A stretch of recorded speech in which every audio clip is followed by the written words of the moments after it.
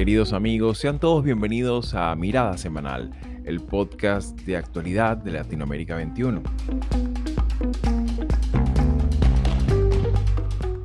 Como todos los domingos, analizaremos las principales noticias de la semana con el respaldo intelectual de Marisabel Puertarriera y Manuel Alcántara Sáez.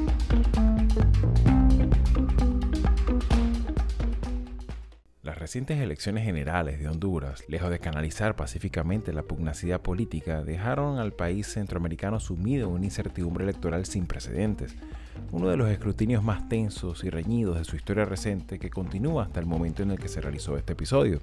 Y es que el conteo avanzó entre pausas, incursiones esporádicas en varios centros de votación, fallos técnicos y un margen tan estrecho entre los dos principales candidatos, Nasria Fura del Partido Nacional y Salvador Narrala del Partido Liberal, que cualquier variación mínima en las actas podría redefinir el próximo presidente de la República.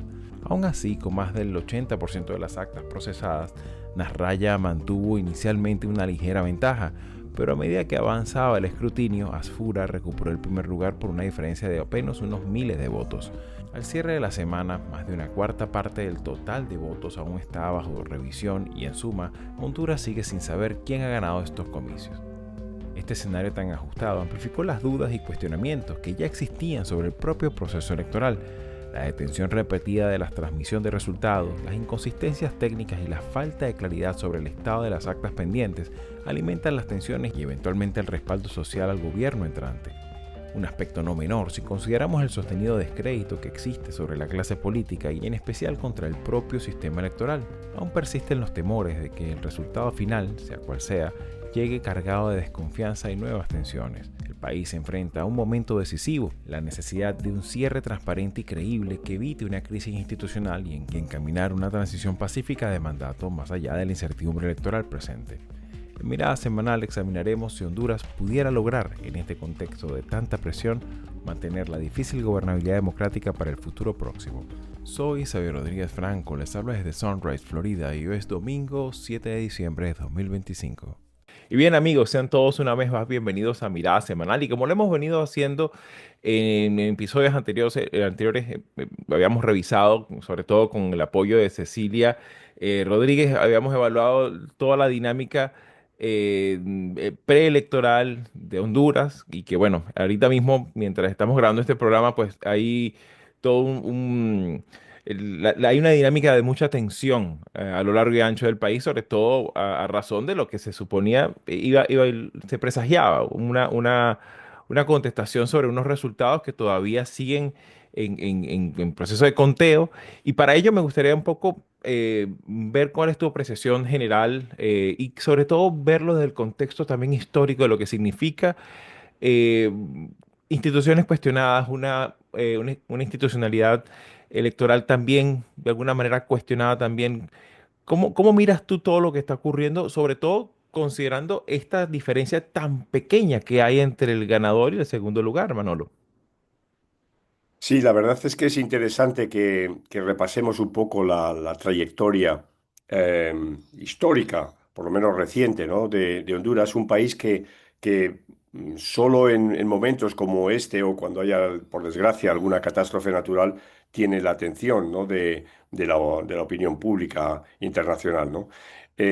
Fijaros que durante mucho tiempo Honduras fue un país muy bipartidista, ¿no? Donde el Partido Nacional y el Partido Liberal, el Partido Nacional como Partido Conservador y el Partido Liberal se repartieron la vida política, ¿no?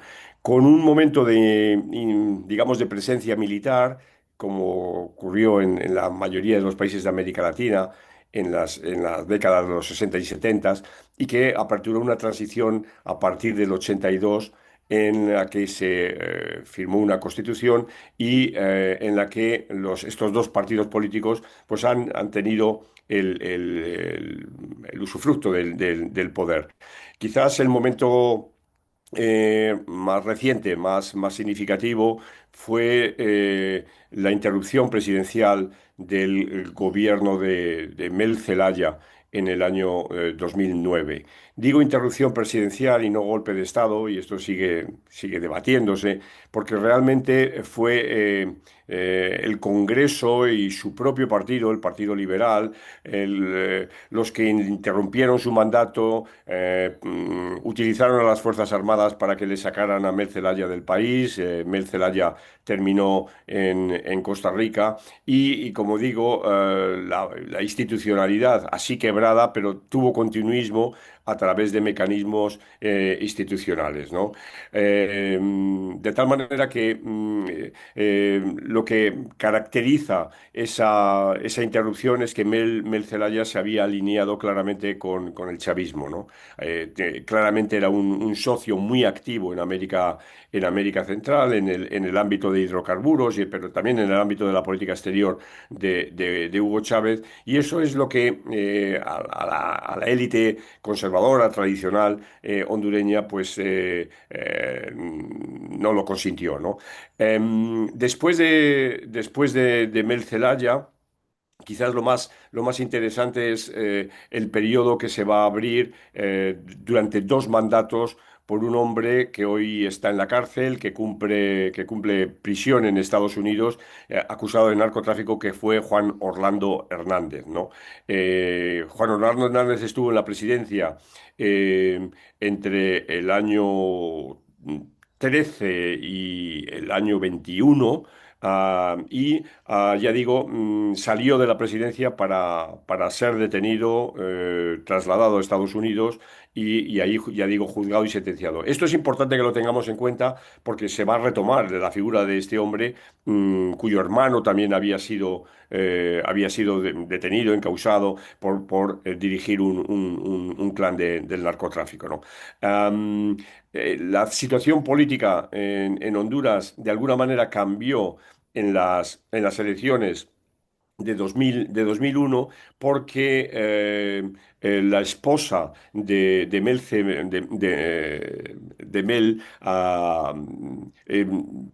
llegó a la presidencia, ¿no? Xiomara Castro, liderando entonces un partido que había puesto en marcha Mel Zelaya, que se llama Libertad y Refundación, rompió ese bipartidismo, digamos, histórico en el que se había movido el país. Xiomara Castro ha estado en la presidencia. Yo creo que tenemos que dedicarle un programa, ¿no? para evaluar la acción de la presidencia de Xiomara Castro, y su candidata en las elecciones del pasado domingo, pues fue la paladín, ¿no? de este partido político, ¿no? O sea, termino. Honduras celebra elecciones cada 4 años. Ah, Hay un proceso de elección a una sola vuelta. Es uno de los raros, ¿no? De los minoritarios países de América Latina en que la presidencia se elige a primera vuelta, y también estamos hablando de un país con una asamblea unicameral. Y por consiguiente, las relaciones ejecutivo-legislativo, a priori, pueden ser más fáciles por no Sí. existir una segunda cámara.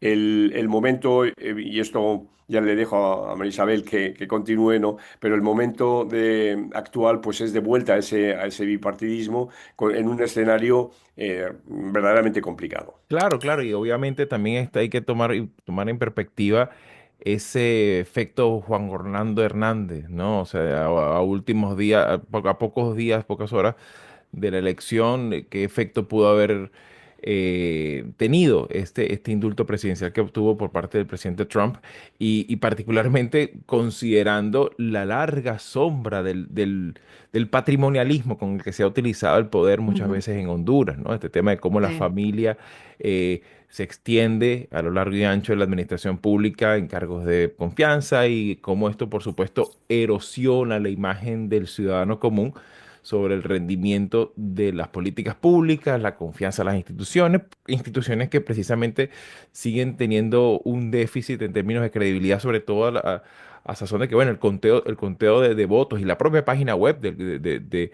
la autoridad electoral se ha caído varias veces.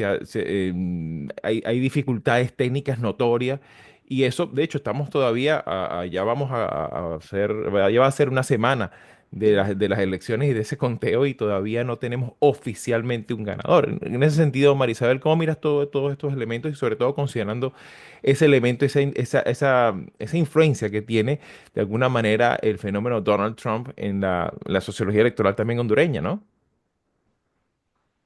Bueno, como si a Honduras le hiciera falta algo más para complicar las cosas y sobre todo un proceso electoral del que ya habían dudas por la, la aparente falla del sistema en las primarias, ¿no? Pero también hay un problema de confianza institucional. Y esto no solamente afecta al órgano encargado de las elecciones, sino al mismo poder político, tanto el ejecutivo como el legislativo.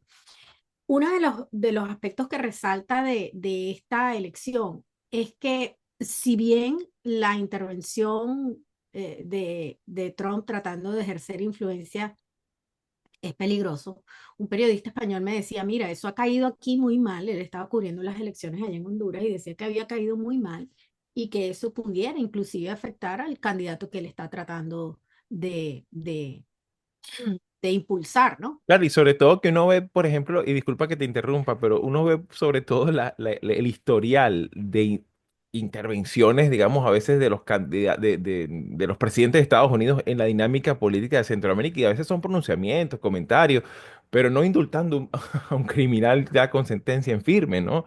O sea, y sobre todo que tiene tan tremenda recordación en la opinión pública sobre algo tan sensible para Honduras y Centroamérica como el tema narcotráfico, ¿no?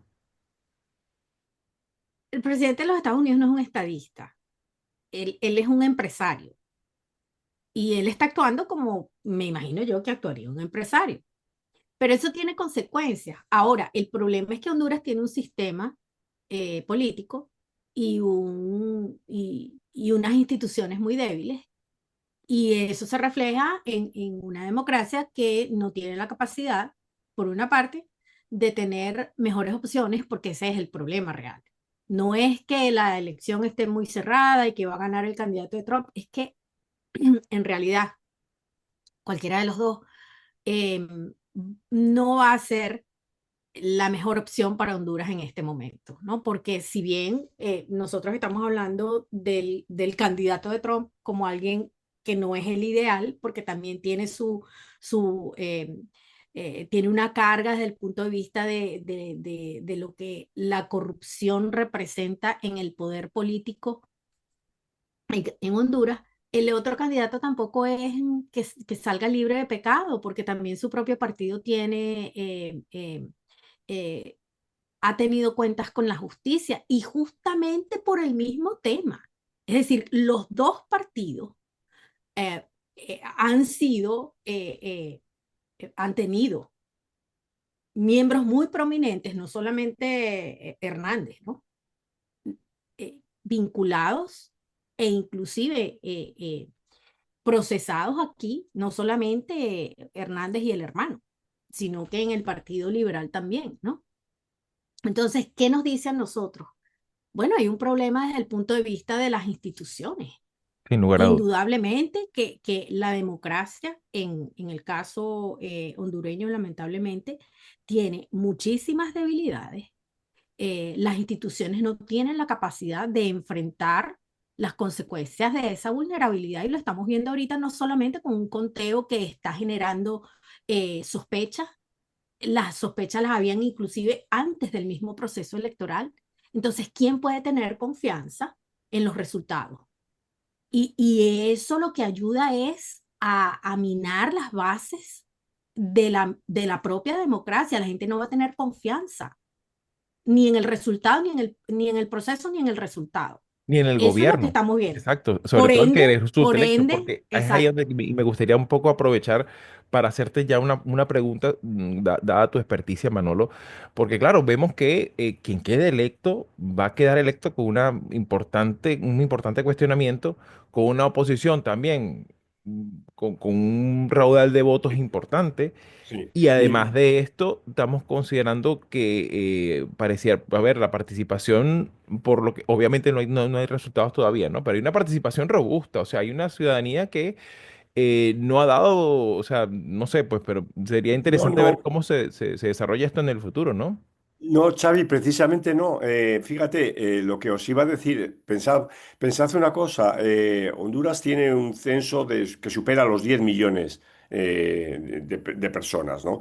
Ah, de acuerdo que hay una enorme migración, que no sé en qué medida está contabilizada o no en ese censo, en el sentido de la presencia, de su presencialidad. Sin ir más lejos, España tiene un contingente de migración hondureña, sobre todo en Cataluña y más concretamente en la provincia de Girona, muy grande. Pero pensad que en estas elecciones no han votado, el voto no ha llegado a 3 millones de este censo, ¿no? Repito, estoy hablando no del censo de los que pueden votar, sino del censo de toda la población de Honduras, ¿no?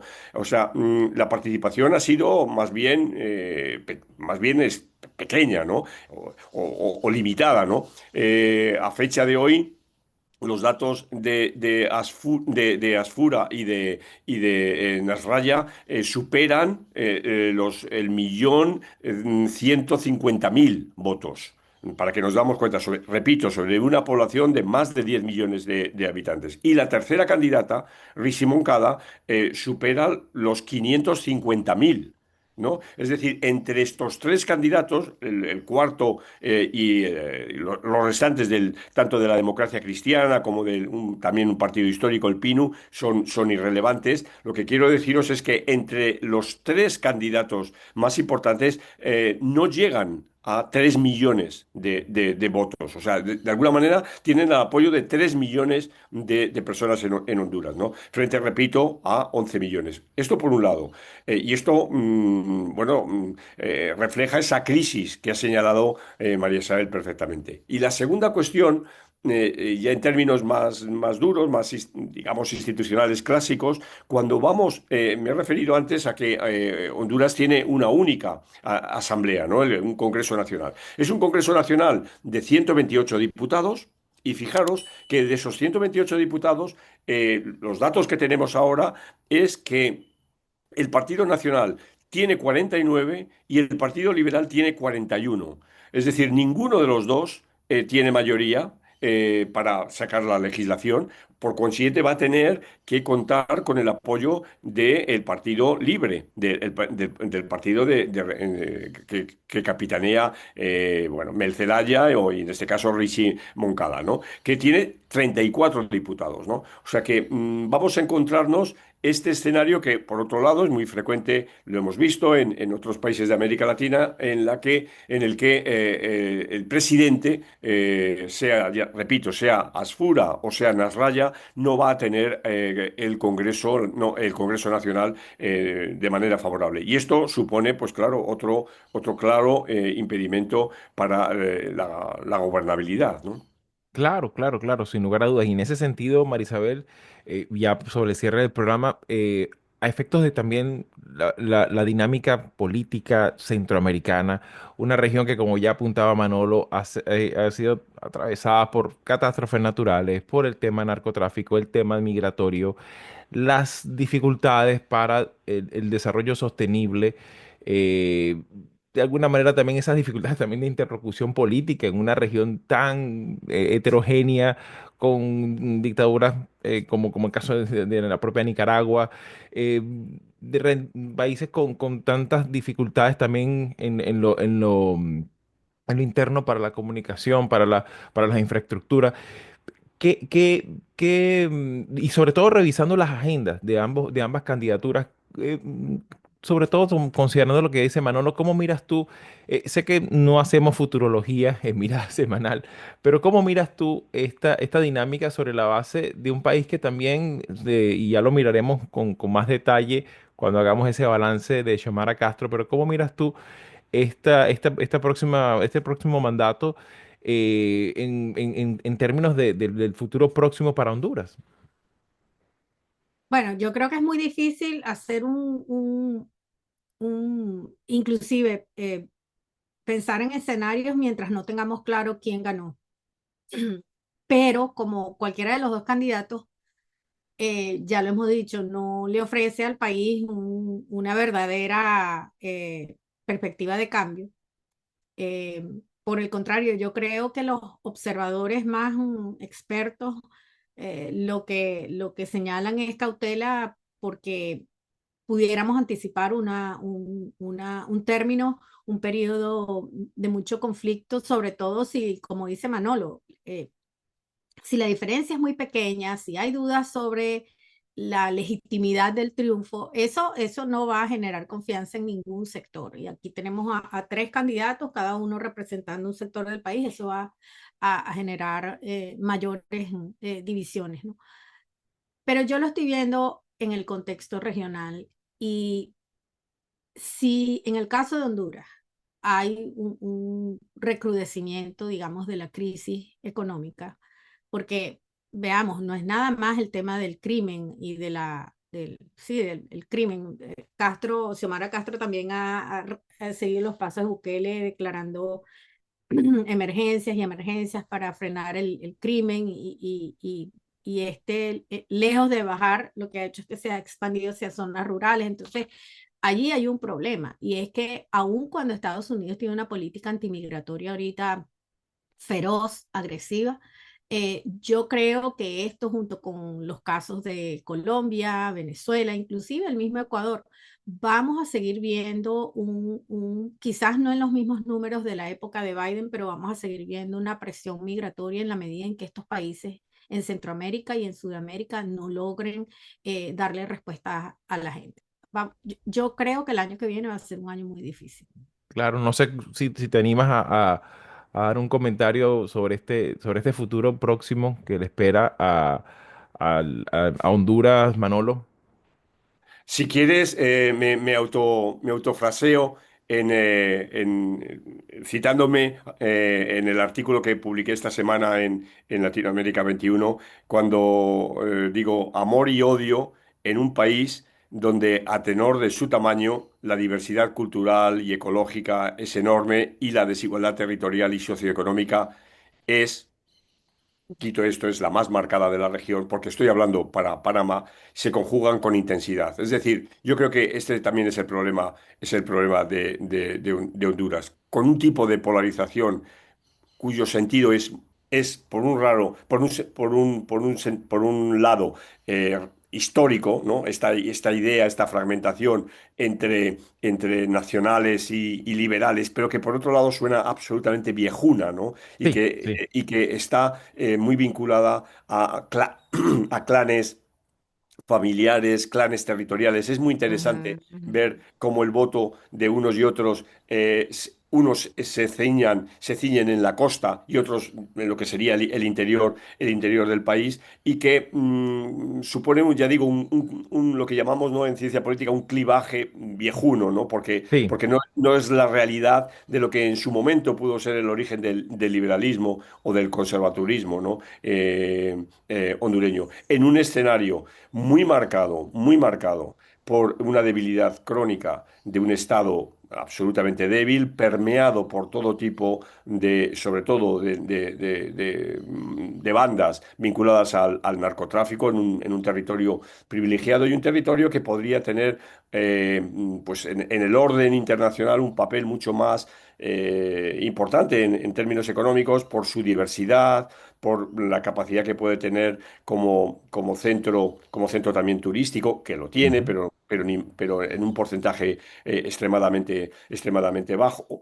Y ya digo, y encima además, habiéndoles caído en mala suerte esta tutela inesperada del presidente de Estados Unidos. Porque claro, si el presidente de Estados Unidos cumple lo que ha dicho y facilita el indulto a Juan Orlando Hernández, pues eso, vamos, es un dislate, ¿no? O sea, es un dislate porque ya digo, por un lado está hablando que está haciendo la guerra al narcotráfico y que los narcotraficantes son terroristas, y por otro lado va a indultar a un hombre que ha sido uno de los grandes capos del narcotráfico en el Sí, Caribe, ¿no? O sea, es una cosa. Con sentencia en firme de su propio sistema de justicia, ¿no? Exactamente, o sea, es una cosa increíble. Y que este señor, el señor Trump, haya intervenido tan manifiestamente en la campaña electoral mostrando el apoyo a un candidato, ya lo ha hecho en otros casos y lo ha hecho sí, evidentemente con Milei, ¿no? No hay que ir mucho más lejos, ¿no? sí. Pero bueno, también es una nota que tenemos que tener en cuenta en el complejo presente actual. Sin lugar a dudas. Y fíjense lo grave de ese indulto, porque él ha dado más de 1.500 indultos, porque le dio indulto a todos los que estuvieron involucrados en el asalto al Congreso en 2021, pero lo grave de este indulto es que su propio abogado personal, al que nombraron juez federal, fue uno de los fiscales que procesó a Hernández.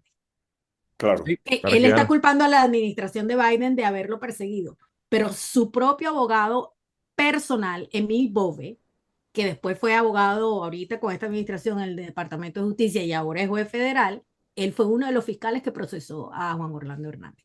Claro. Imagínense la enorme contradicción, pero eso no importa en esta administración. Claro, claro, y en ese sentido, pues por supuesto esto tendrá un efecto importante para el próximo gobierno, sea quien sea el anunciado como ganador. Ciertamente, como hemos dicho, pues hay toda una dinámica que por supuesto también hay que evaluar, y para eso hacemos desde ya la invitación una vez más a Cecilia Rodríguez para que hagamos un balance de gestión y sobre todo proyectándolo a este futuro que se viene, cuál va a ser la herencia del próximo gobierno después de ya entregar el poder Xiomara Castro. Y bueno,